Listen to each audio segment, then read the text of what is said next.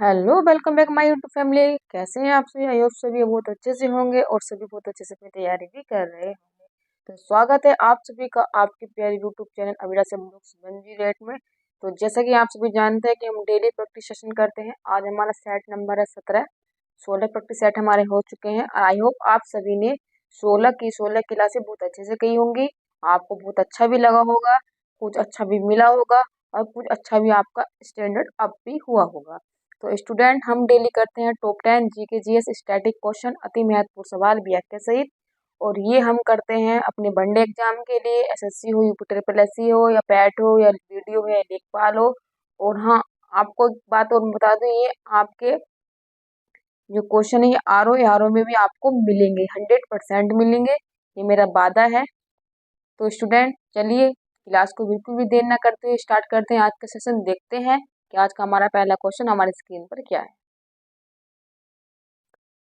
Student, आज के सवाल थोड़े लेवल के होंगे और थोड़े अच्छे होंगे, तो डरिएगा मत, धैर्य से क्लास को देखिएगा, इसकी बिल्कुल मत कीजिएगा, सवाल करने में मजा आएगा, मैं आपके साथ हूँ। चलिए पढ़ते हैं पहला क्वेश्चन। तो क्वेश्चन नंबर 1 है हमारा कि बासमती चावल के दाने पकने पर लंबे हो जाते हैं क्योंकि उसमें बहुल्य है। ऑप्शन रीड कर लेते हैं स्टूडेंट। लाइसिन का, एमाइलेज, शर्करा का, या तेल का। तो स्टूडेंट, हमारे क्वेश्चन का राइट आंसर हो जाएगा इमाइलेज। बासमती का चावल आपने देखा होगा, बासमती चावल की एक क्या किस्म है, और उस चावल को जब हम पकाते हैं तो वो चावल पकने के बाद लंबा हो जाता है। बासमती चावल में बहुत अच्छी सुगंध आती है। और बासमती चावल की जो पैदावार है वो थोड़ी कम होती है क्योंकि ये बहुत अ, मोटा जो चावल होता है उसका जो मतलब झाड़ जिसको बोल देते हैं, झाड़ अधिक होता है, लेकिन बासमती चावल का झाड़ कम होता है, इसलिए ये बहुत ही कम मात्रा में उगाया जाता है, इसलिए ये महंगा भी चावल होता है। तो स्टूडेंट, आपको समझ में आ गया होगा सवाल हमारा क्या पूछ रहा था, क्या हमारे क्वेश्चन का आंसर होगा। चलिए बढ़ते हैं नेक्स्ट क्वेश्चन की तरफ, देखते हैं आज का सेकंड क्वेश्चन हमारे स्क्रीन पर क्या है। तो स्टूडेंट, जैसा कि आपको सेकंड क्वेश्चन दिखाई दे रहा होगा, निम्नलिखित में से कौन सा अर्धचालक है। ऑप्शन पढ़ेंगे प्लास्टिक, एल्यूमिनियम, लकड़ी और जर्मेनियम। तो स्टूडेंट, हमारे क्वेश्चन का राइट आंसर हो जाएगा जर्मेनियम। अर्धचालक है। अर्धचालक क्या होते हैं स्टूडेंट, आपको पता होगा। अर्धचालक जो होते हैं ये विद्युत के सुचालक होते हैं, और जो ये विद्युत के सुचालक होते हैं, लेकिन इनसे पता है करंट नहीं लगता है।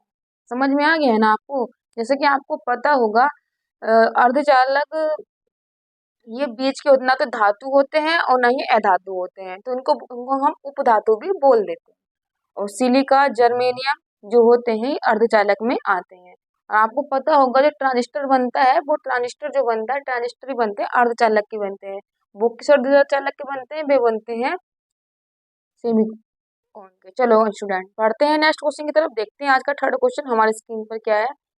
तो स्क्रीन पर हमारा थर्ड क्वेश्चन आ चुका है, पढ़ते हैं कि कांसा मिश्र धातु है। ऑप्शन नंबर 1 है तांबा और टीन। ऑप्शन नंबर 2 है तांबा और चांदी।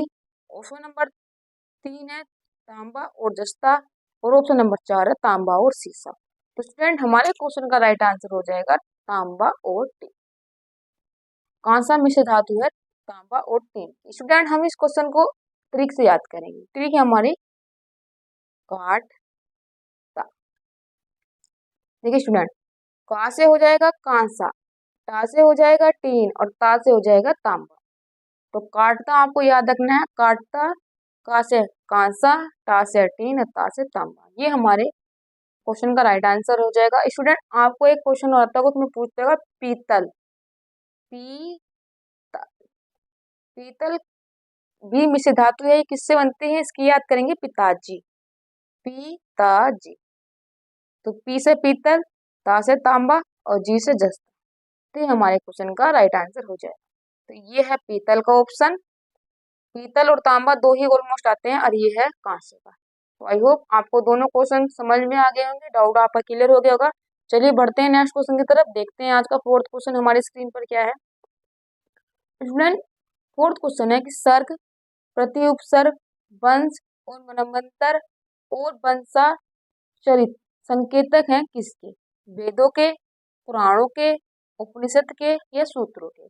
तो स्टूडेंट, हमारे क्वेश्चन का राइट आंसर हो जाएगा पुराणों के। स्टूडेंट, क्वेश्चन थोड़े लेवल के हैं तो डरिएगा मत, लेकिन एकदम अच्छे हैं और बहुत ही ज़्यादा एग्जाम में पूछे गए हैं। मैंने वहीं से क्वेश्चन को उठा के रखा है। आप क्लास कीजिएगा, आपको बहुत मजा आएगा। अगर आप चैनल पर नए हैं, कंटेंट क्लास आपको पसंद आ रही है तो प्लीज़ चैनल को सब्सक्राइब जरूर कर लीजिएगा, बेल आइकन को प्रेस कर लीजिएगा, जिससे कोई भी महत्वपूर्ण क्लास हो या कोई जानकारी जो आपसे स्किप ना हो।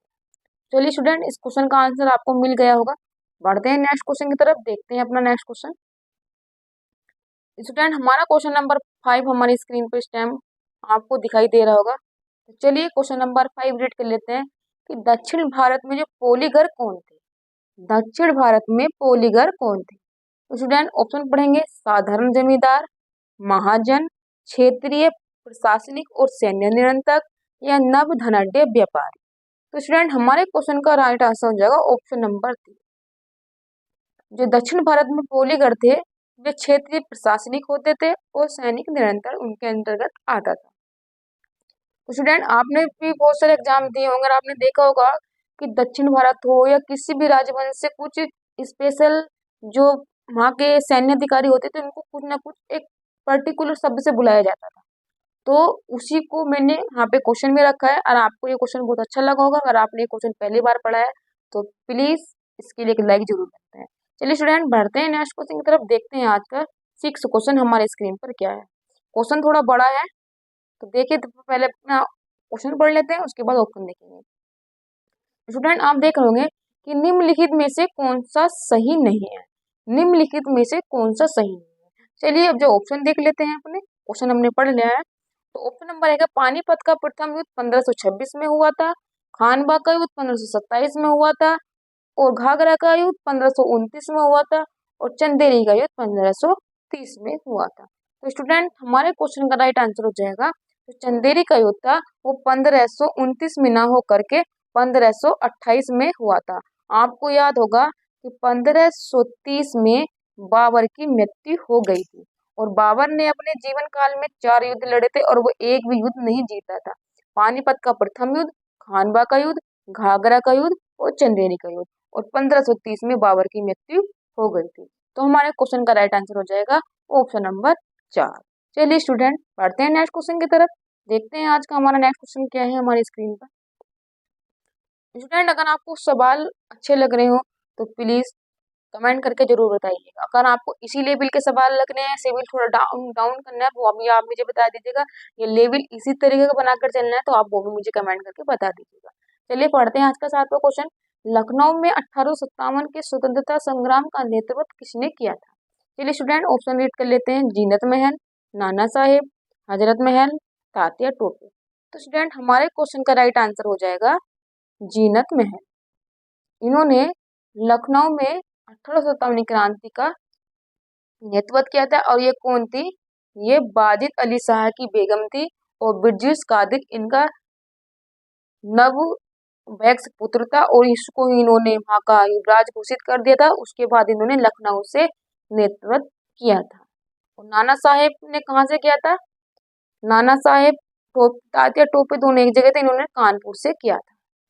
चलिए स्टूडेंट पढ़ते हैं नेक्स्ट क्वेश्चन की तरफ, देखते हैं आज का नेक्स्ट क्वेश्चन हमारी स्क्रीन पर क्या है। तो स्टूडेंट क्वेश्चन थोड़ा बड़ा था इसलिए ऑप्शन नंबर 4 छिप गया है, बट कोई नहीं, पहले ऑप्शन क्वेश्चन पढ़ेंगे फिर उसके बाद ऑप्शन रीड करेंगे। संविधान की किस विषय सूची में दिए गए विषयों के अतिरिक्त विषयों पर कौन कानून बना सकता है? संविधान की विषय सूची में दिए गए विषयों के अतिरिक्त विषयों पर कौन कानून बना सकता है? स्टूडेंट क्वेश्चन पूछ रहे हैं कि हमारे संविधान की सूची में 3 सूची होती है, एक संघ सूची होती है, एक राज्य सूची होती है, एक संवर्ती सूची होती है, और वे तीनों सूची में तीनों को बांट दिया गया होता है कि राज्य किस पे कानून बनाएगा और केंद्र किस पे कानून बनाएगा, और राज्य केंद्र मिलकर किस सूची पे कानून बनाएंगे। कुछ विषय ऐसे होते हैं जो अतिरिक्त विषय होते हैं जो केंद्र राज्य में किसी को नहीं दिए गए, तो उन विषयों पर कानून कौन बनाएगा, ये क्वेश्चन पूछ रहे हैं। तो चलिए स्टूडेंट पहले अपने ऑप्शन पढ़ लेते हैं, उसके बाद इसका आंसर टिक करेंगे। स्टूडेंट ऑप्शन है सर्वोच्च न्यायालय, संसद, राज्य का विधानमंडल और क्षेत्र परिषद। तो स्टूडेंट हमारे क्वेश्चन का राइट आंसर हो जाएगा संसद। संसद ही अतिरिक्त दिए गए विषयों पर कानून बनाती है। स्टूडेंट आपको ऑप्शन और क्वेश्चन और आंसर आपको बिल्कुल अच्छे से पता चल गया होगा। चलिए बढ़ते हैं आज के सेकंड लास्ट क्वेश्चन की तरफ, जो है हमारे स्क्रीन पर इस प्रकार। स्टूडेंट क्वेश्चन है हमारा, निम्न में से कौन सी भारत की सबसे बड़ी मशीनीकृत खान है? निम्नलिखित में से भारत की सबसे बड़ी मशीनीकृत खान है। स्टूडेंट ऑप्शन रेड करेंगे, रत्नागिरी खान, जयपुर खान, सुंदरगढ़ खान और बेलाडीला खान। तो स्टूडेंट हमारे ऑप्शन का राइट आंसर हो जाएगा बेलाडीला खान। और ये बेलाडीला खान कहाँ है? ये है छत्तीसगढ़ में। तो स्टूडेंट ये है हमारे क्वेश्चन का राइट आंसर। तो भारत की सबसे बड़ी मशीनीकृत खान कहाँ है? छत्तीसगढ़ में। और क्या नाम है उसका? बेलाडीला। चलिए स्टूडेंट देखते हैं आज का हमारा लास्ट क्वेश्चन। ये हमारा स्टैटिक का क्वेश्चन है, सेला सुरंग किस पूर्वोत्तर राज्य में स्थित है? स्टूडेंट जैसा कि आपको पता होगा कि हमारे भारत में पूर्वोत्तर के 7 राज्य आते हैं जिनको हम 7 सिस्टर बोलते हैं, और एक आता है सिक्किम, लेकिन वो 7 सिस्टर में शामिल नहीं है, लेकिन आता पूर्वोत्तर के राज्यों में है। तो क्वेश्चन है कि सेला सुरंग किस पूर्वोत्तर राज्य में स्थित है? ऑप्शन नंबर 1 है मणिपुर, ऑप्शन नंबर 2 है नागालैंड, ऑप्शन नंबर 3 है अरुणाचल प्रदेश, ऑप्शन नंबर 4 है सिक्किम। तो स्टूडेंट हमारे क्वेश्चन का राइट आंसर हो जाएगा अरुणाचल प्रदेश। ये हमारे क्वेश्चन का राइट आंसर है। स्टूडेंट एक क्वेश्चन इसमें पूछा जाता है कि पूर्वोत्तर राज्य में सबसे पूर्वोत्तर में स्थित टाइगर रिजर्व या मतलब राष्ट्रीय पार्क उद्यान कौन सा है? तो उसका भी आंसर अरुणाचल प्रदेश होगा। अरुणाचल प्रदेश का कौन सा? नामदफ। ये आपको बहुत अच्छे से याद रखना है क्योंकि ये क्वेश्चन पूछा गया है। स्टूडेंट आगे से आपको पता होगा, ये जैसे हमारा भारत है, अरुणाचल प्रदेश, यहाँ पे क्या है किविथु, जो सबसे हमारा पूर्वोत्तर पॉइंट है। दक्षिण में जाएंगे इंदिरा पॉइंट, उत्तर में जाएंगे इंदिरा कोल, और उधर जाएंगे गौर माता।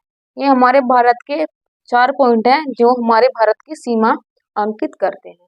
और जो हमारा ये पूर्वोत्तर का जो लास्ट पॉइंट है ये किविथु, ये कहाँ आता है? ये भी अरुणाचल प्रदेश में है।